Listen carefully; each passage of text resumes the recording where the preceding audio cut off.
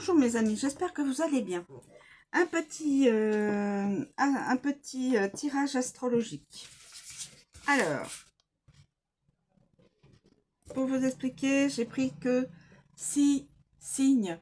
Ils ne sont pas dans l'ordre, ni chronologique, ni... Voilà, 6 signes. Alors,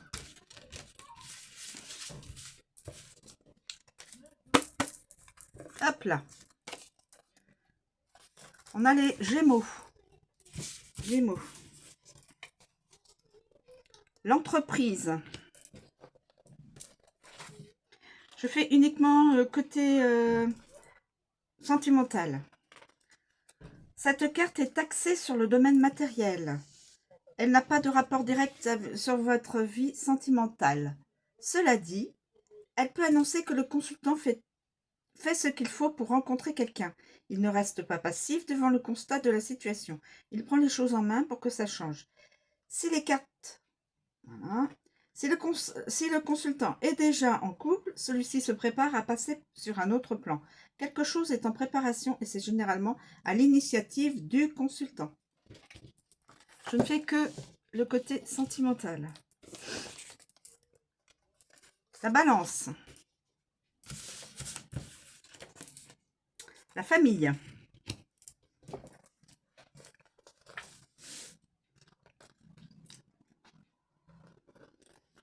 Sentimentalement, la carte est particulièrement bénéfique. Si le consultant est célibataire, elle annonce une rencontre. Cette rencontre se fait souvent par le biais d'amis ou de la famille qui mettent en relation le consultant et la personne en question. Si le consultant est en couple, cette carte peut indiquer que le couple passe au stade famille, donc avec des enfants. Voilà. Ensuite, on a le Capricorne.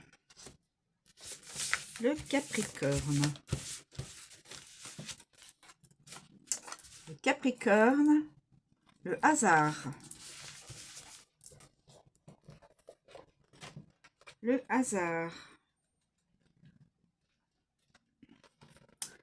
Toujours côté sentimental. D'un point de vue sentimental, cette carte est un très bon signe. Elle indique souvent une rencontre provoquée par le destin. Alors même que le consultant ne s'y attendait pas. Les circonstances de cette rencontre sont souvent exceptionnellement originales. Si le consultant est en couple, cette carte indique une forme de protection de la part du destin qui favorise en permanence les circonstances d'évolution du couple. Voilà.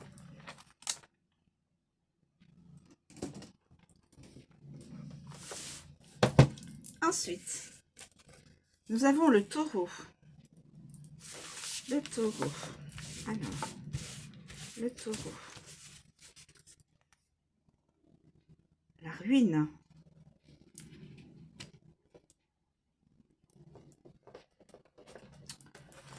La ruine.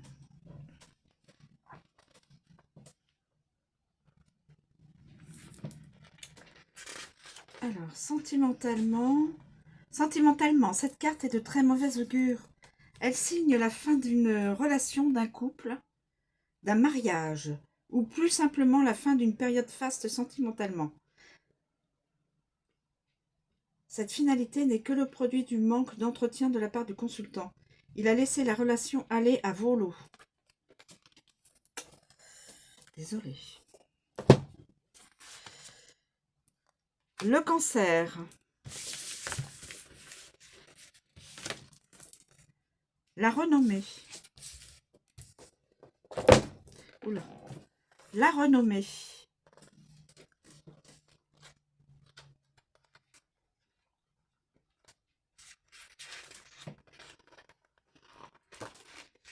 La renommée.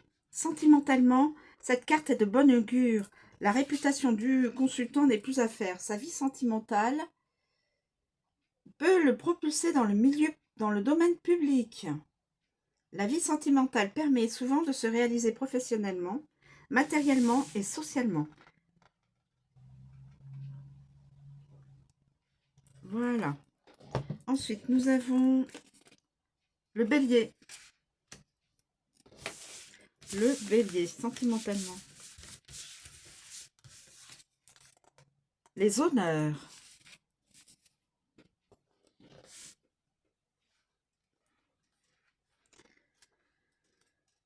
Les honneurs, sentimentalement. Sentimentalement, le consultant est ambitieux. Il idéalise la relation ou l'être aimé et ne laisse pas parler son cœur.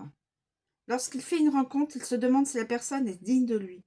La personne devra être soit de meilleures conditions sociales pour prétendre à ses faveurs, soit être son inférieur pour que le consultant puisse la dominer.